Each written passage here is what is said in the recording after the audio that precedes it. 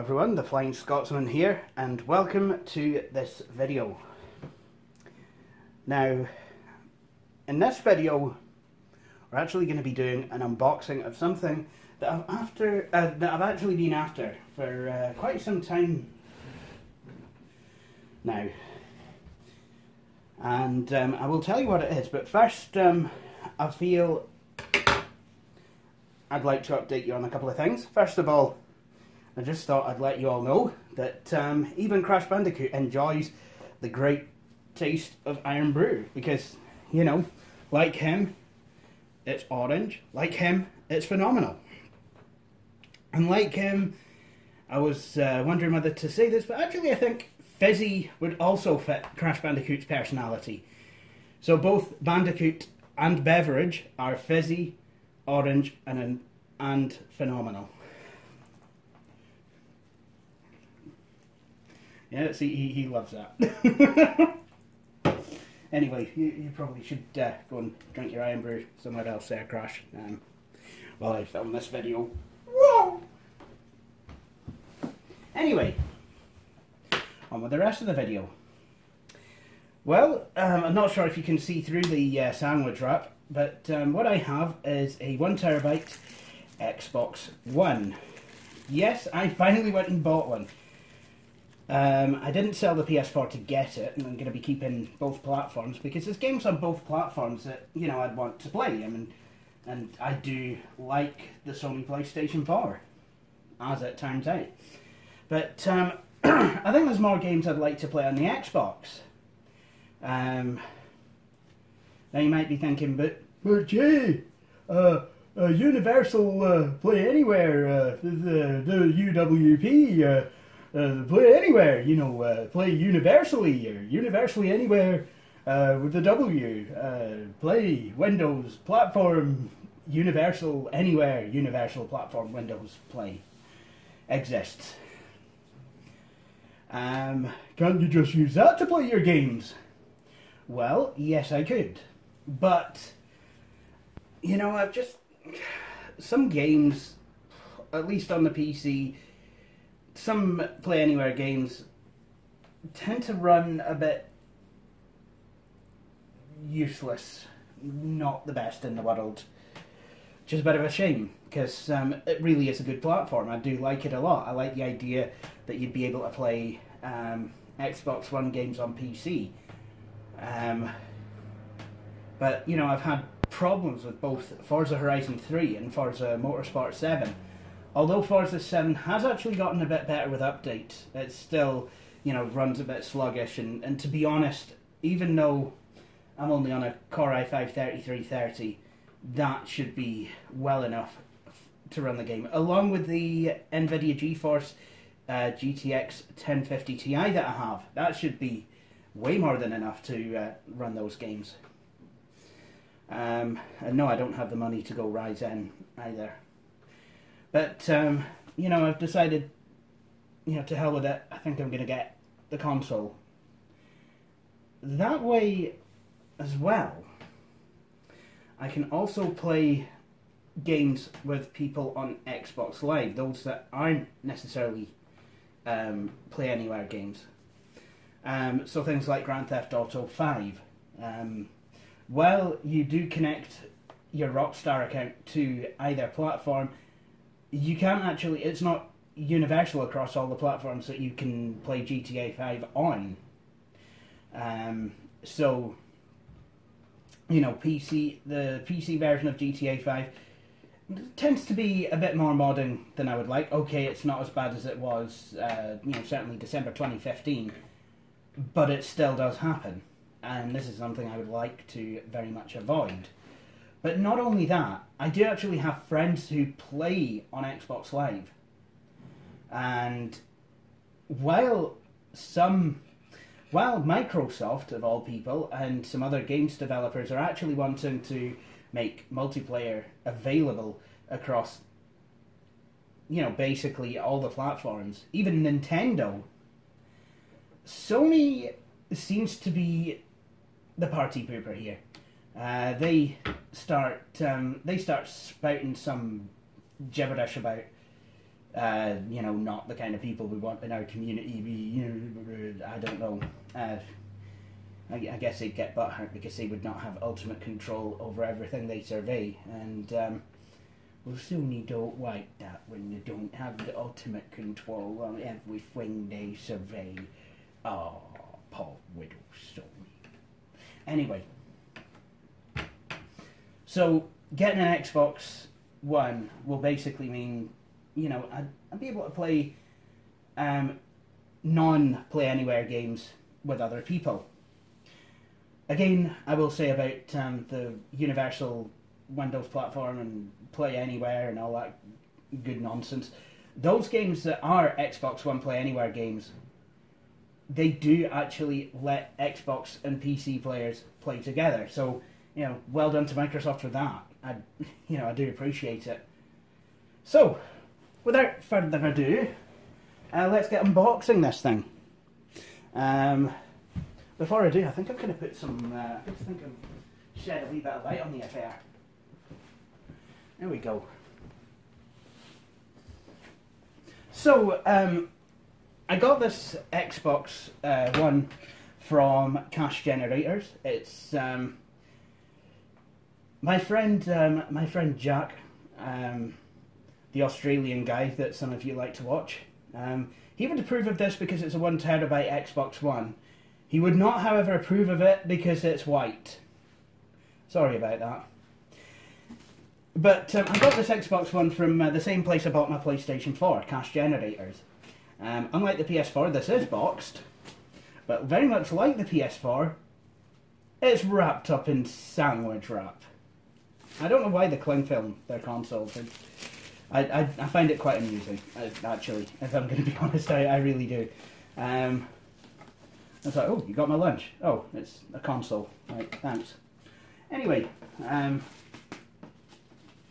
so I think what I'm going to do, unsuccessfully I might add, is try and cut through this, if I can.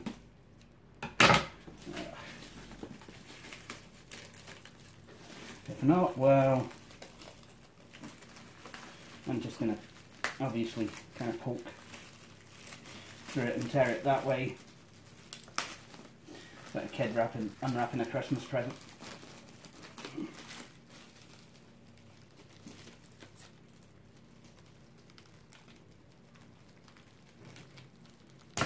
Oh, yeah, that was a wee bit sore. Also, these scissors are no longer the best. They're probably, I really should probably try and hone them if I can.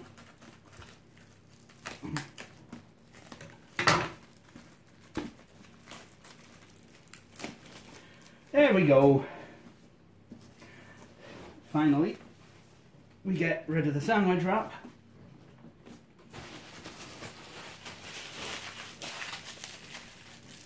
Now, obviously, you want to be careful with cling film, because you can suffocate people with cling film.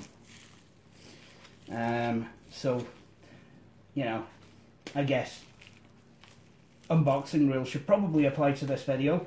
If if you're the sort of person who thinks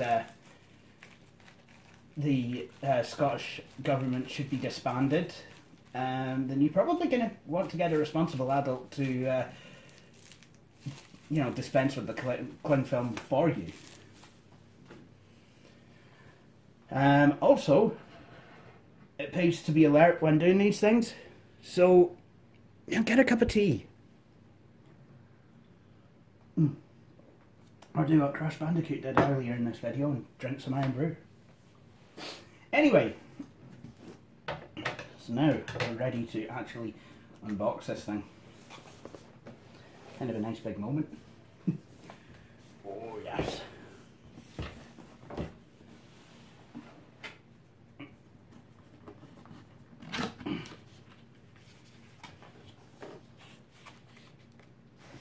So this box is kind of set out like a lot of new laptop boxes. You've got a long box full of things, and then you've got the console itself. So yeah, So the person who owned this before, I mean, this was obviously pre-owned, you know, they were quite nice about the whole thing and decided to keep the box to their Xbox. Even though it says Xbox One on the actual box there, it is a One S, which is awful nice of it to be a One S. So yeah, this is an Xbox One S, 1 terabyte. So the advantages of this over a regular Xbox One is, you know, if I wanted to, I can play. I would have HDR support and 4K Blu-ray support and 4K streaming support, which will go perfectly well on my 720p TV. So that is a thing.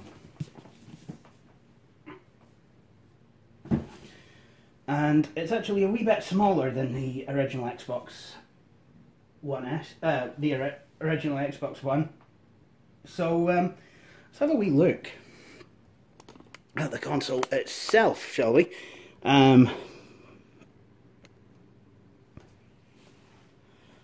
So on the front of the machine, you have a slot loading disk drive and an eject button.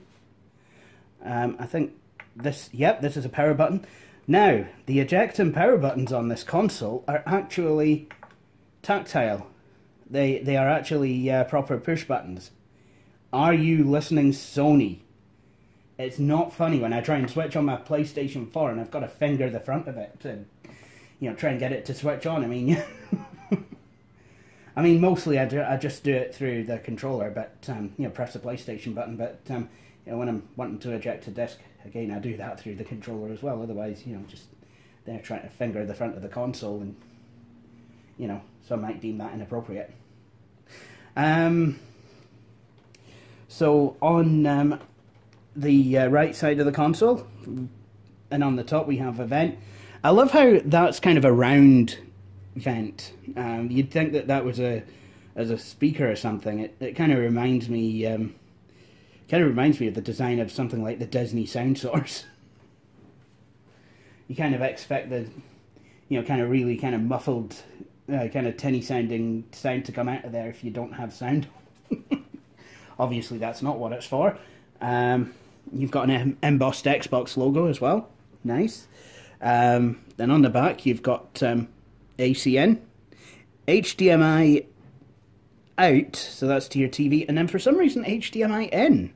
I'm not sure what that's for, and I wonder if that's just to kind of pass through to your console, to anything else. So that would be from your satellite or cable box.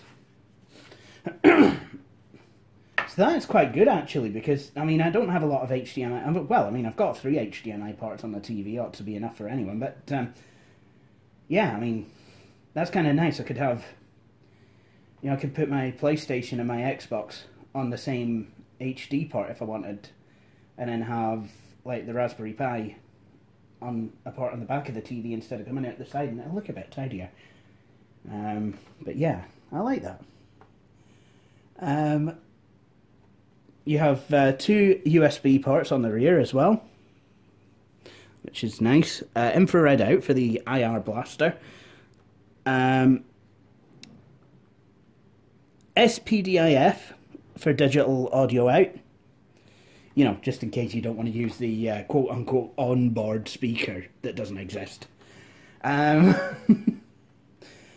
We have Ethernet, Kensington lock slot, more logos, and that's it. And then on the left side of the console, again, there's a vent. So there you have it. This is the console.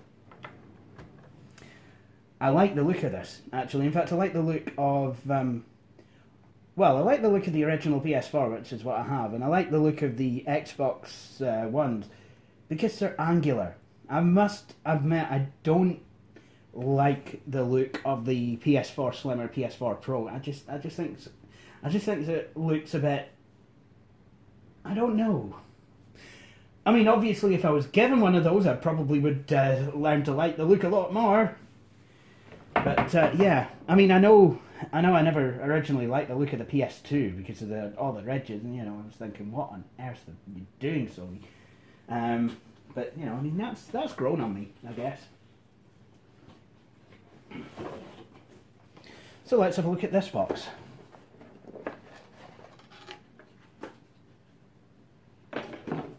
So, in this box,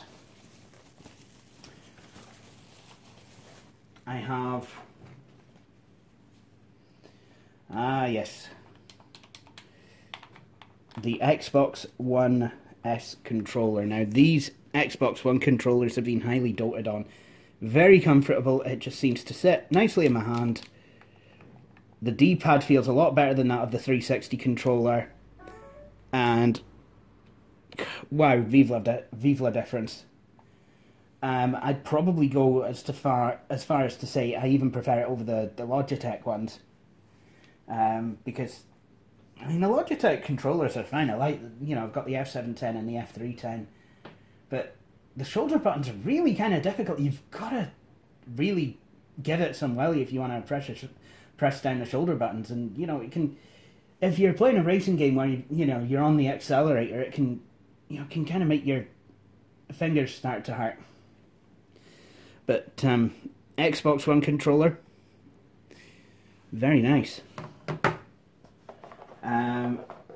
We have a nice high definition media interface cable. Went UXW Bell for a moment there. That's really quite handy for connecting an Xbox to your television. And then you have the plug. And this is something else you don't get with the Xbox One S, the giant power brick of the original. So, that's kind of a good thing, because I had the giant power brick with the original Xbox 360. So that's going to be out of the way now, and hopefully things will be a wee bit tidier. So, there you have it. So, there you have it. Xbox One S, and that has now been unboxed. Now, before we switch on the Xbox One for the first time, I'd like to show you a couple of things. Well, really, just one thing. You might notice that my TV setup is a wee bit different, and well, there's a very good reason for that. I actually managed to pick this up for, I think £20 was it, on FreeCycle. It's basically a TV stand like I had when I lived back at my old flat, and before I actually moved into temporary accommodation. Really quite good. And so yeah, this is what I've got. I have gotten rid of some of my older consoles. My NES and SNES have now gone because, to be honest, I needed the money more than I was actually using those consoles, believe it or not. So, yeah, I just kind of felt that I was better off with the money. I'm not really collecting games anymore for those, because they're just too expensive. Anyway, I've also got... well, actually, I should probably tell you, for those of you who may not know, I mean, I'd be surprised if not, but on the top shelf I've got, obviously, my TV, a SCART Switch box thing, Nintendo 64, I've got a GameCube, which has got a PS4 controller on it, because it seems to be the best place to put it. Nice. GameCube and PS2 controllers. Then on the middle shelf I've got my PlayStation 4, and on top of that my PlayStation 2. There's no air vents on the top of the PS4. Then I've got my stereo, and then on the bottom shelf I have my Sega Mega Drive, Xbox One S, and my VCR. Nice. Anyway, I think it's time now to switch this on. So,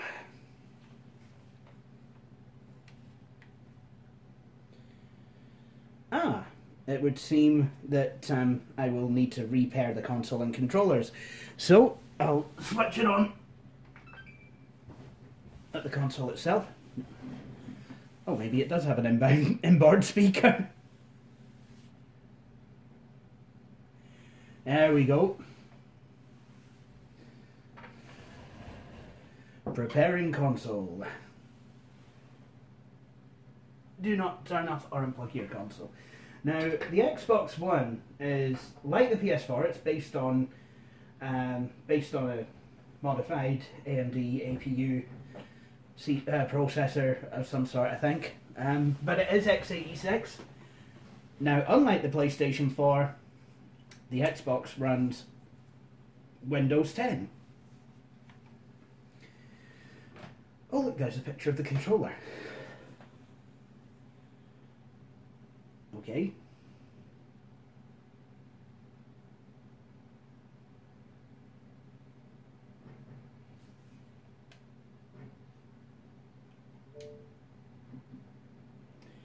Oh, okay, I just had to press the select button. Hi. Hola. Bonjour. Actually, if you'd have wanted to say hi informally in Spanish or, well, in French, you'd have said salut. What variety of English? United Kingdom, United States, United Arab Emirates, South Africa, Slovakia, it's quite interesting, Singapore, Saudi Arabia, New Zealand, Israel, Ireland, India, Hungary, Hong Kong, Greece, Czech Republic, Canada, and Australia. And so I'm just going to go for UK. When Scotland gets independence, obviously, you know, Microsoft probably would put out some firmware that would allow you to select Scotland. So I'm connected, apparently. So where do I live? Apparently the United Kingdom. Hi, it's time to update! The size of the update is around 3.4 gigabytes. Connection time charges may apply. No, it won't, because I've plugged this into my broadband. It's unlimited. If I start getting charged, I'll blame Microsoft. So, your console may restart during the update. What update is this? Well, I don't know, but I know that Windows 10 build 1709 is out. And I finally understand what the buttons on the controls on the Xbox Play Anywhere games mean. Because instead of start and back buttons, you have what looks like a switch apps kind of a button and a menu button. It's kind of like the PlayStation 4 controller in a way. Unlike the PS4 controller, you don't have the touchpad, but that's not something that I would mark a controller down for, because I don't really use the touchpad. I don't know, it's just not being implemented in a way that I would like. That said, the controller is still a really quite good one to hold. I mean, both of these controllers are fantastic. They've really, Microsoft and Sony have really actually kind of brought their A game. Anyway, I'm going to let this sit here and update. Of course it runs Windows, can you tell yet? So I'll have a session of playing before going to my bed, and it'll be like, please wait. Windows is now checking for updates. It's now installing updates, one of about 3,842. Nah, I'm kidding on. So, there you have it. So, I left the Xbox One on, well, kind of overnight, although it was kind of during the day, and, but I woke up this morning and found that it switched itself off. So, I'm guessing, or at least hoping, that my games have downloaded. Why don't we check that out? I did do some experimentation last night, you know, I mean, Forza Horizon 3 downloaded, worked absolutely perfect. Oh, nice.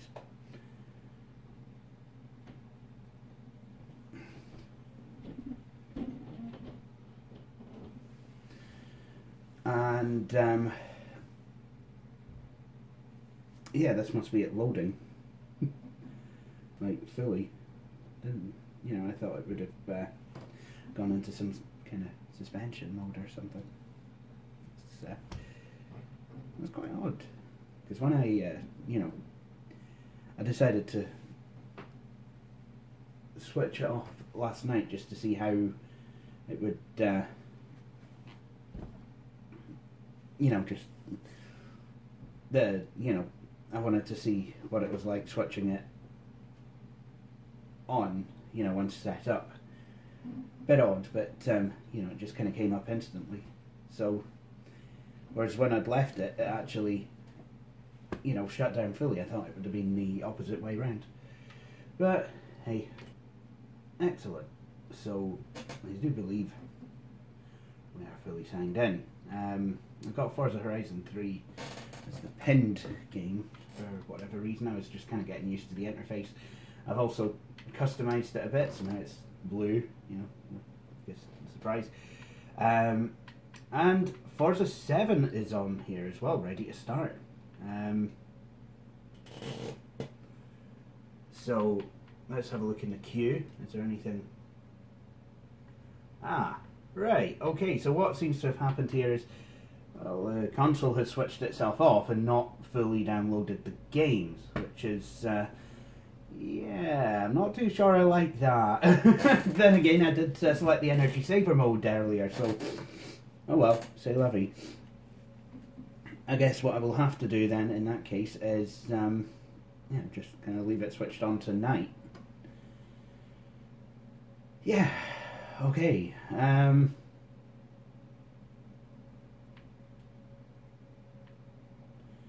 so it doesn't even respect when you're downloading stuff. Well, I obviously need to spend more time to get to know this console. I think is my conclusion that I'm going to come to. You might notice Red Dead Redemption on there, and that is because the Xbox One now will play a lot of Xbox 360 games and some original Xbox games. Now, the way that it does it is, and the reason you've only got limited compatibility is because you put an Xbox 360 game into the console. You know, let's say you put a compatible one in, like I did, Red Dead Redemption. It'll say there's a free update that needs to download at 7.5 gigs. That's what this one was, 7.45. Which does seem a bit big, but what it actually does is it will go ahead and re-download the game in some kind of a wrapper, or, you know, kind of made to work on an x86 CPU under essentially Windows 10.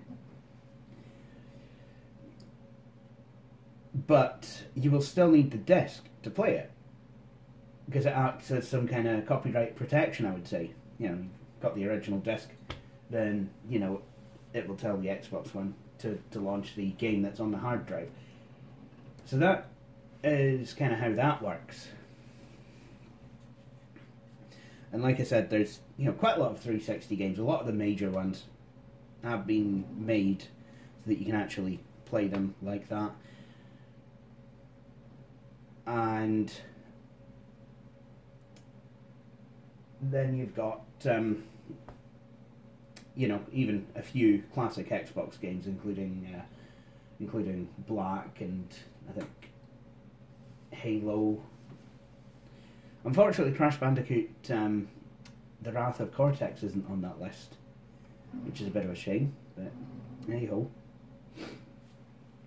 You know, I decided that, you know, for the few games that I do have, you know, I've got the Assassin's Creed, I've got the original 3 Assassin's Creed, I've got Forza Motorsport 4, I've got Forza Horizon, the original Forza Horizon, Grand Theft Auto 4, Grand Theft Auto Episodes from Liberty City.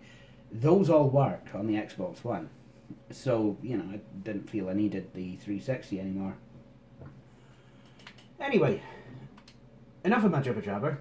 Why don't we actually test this thing out with a game? And for some reason, I am really, really terrible at Forza Horizon 3 on the Xbox One. I mean, even more than I am on the PC. So it's actually quite embarrassing.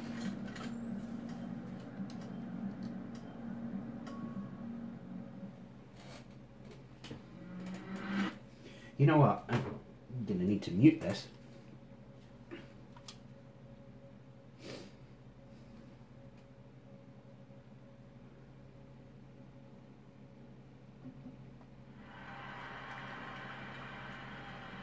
Hey, Jay.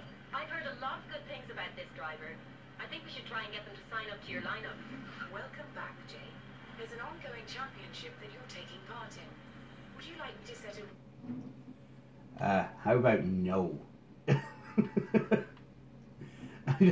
I don't want to try this anymore. No.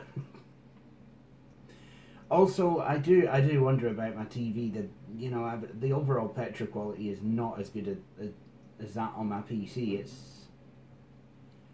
I know it just sounds a bit dodgy, but you know, I just kind of noticed that I'm struggling a bit more on my, you know, my television than I really should be. You know, I think it's a bit sad, really. To the next race event for you. Hey, Jay, it's Forza Horizon.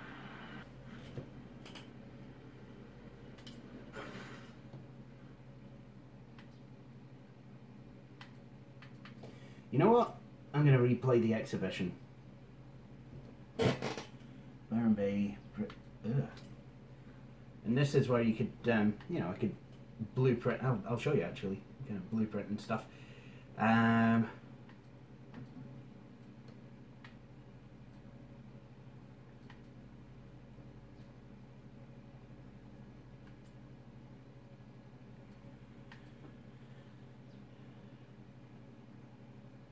Retro saloons. How about that actually?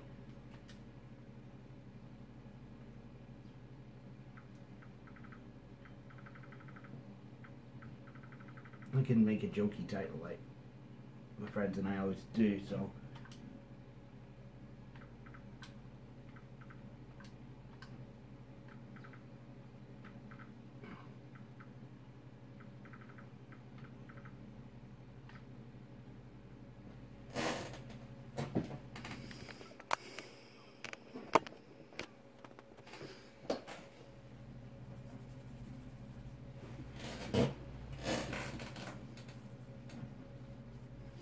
Ah yes, my stereotypical Volvo.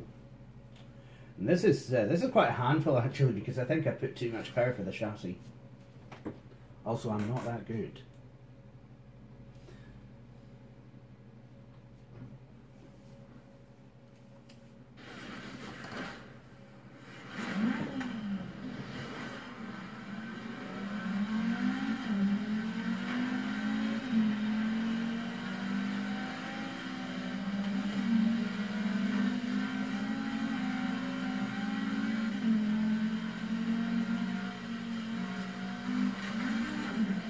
Yeah, see, taking that corner wide, that's not... Ah!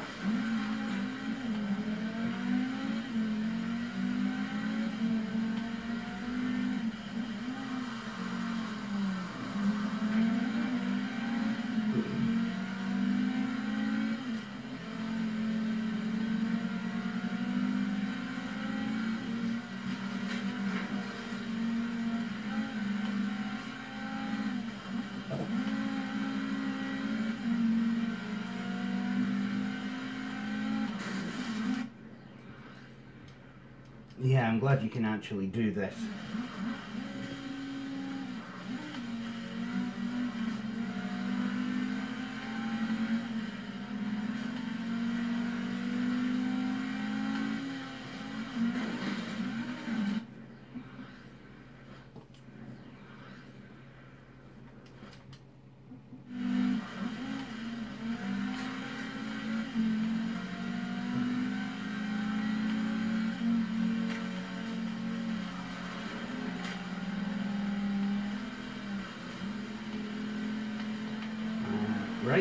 Good.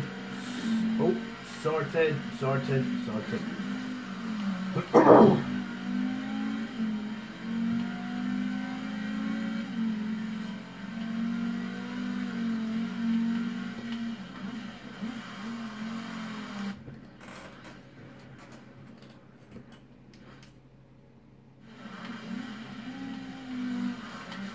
Try and brake smoothly.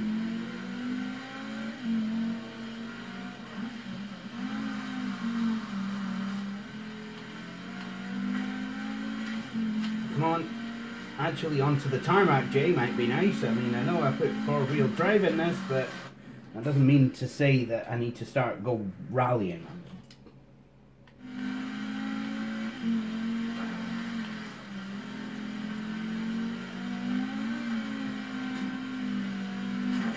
Whoopsie.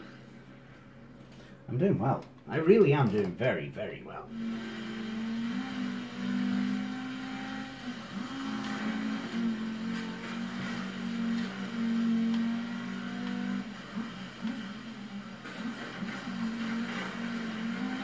That went...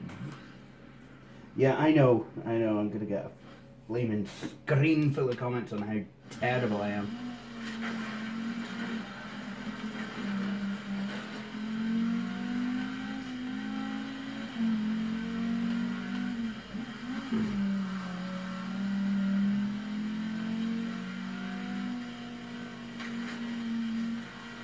There we go.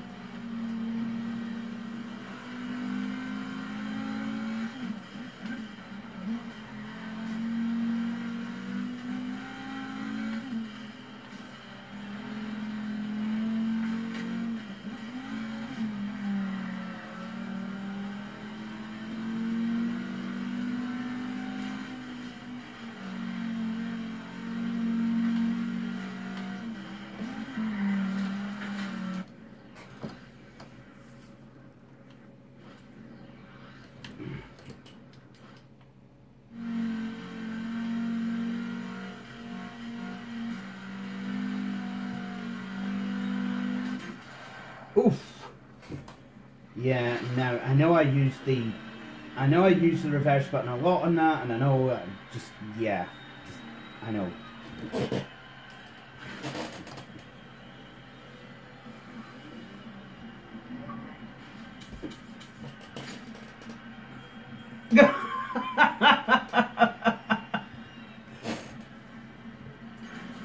I've got an actual achievement. It's something you don't tend to get on the PC version of this game.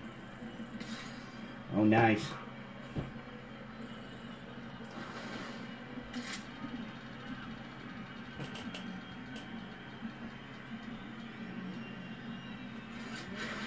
Thanks for my 20,000 credits. I really appreciate those.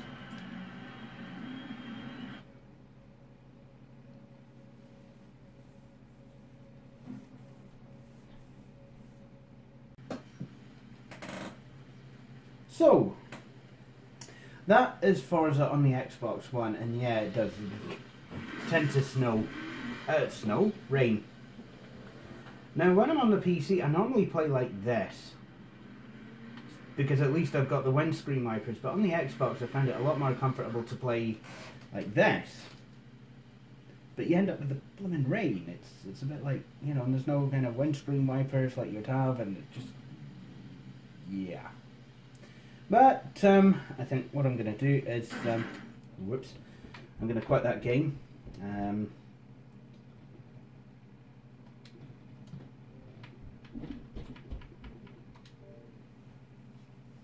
And there you have it. So this has been a look at the Xbox One S. I think this will conclude this video.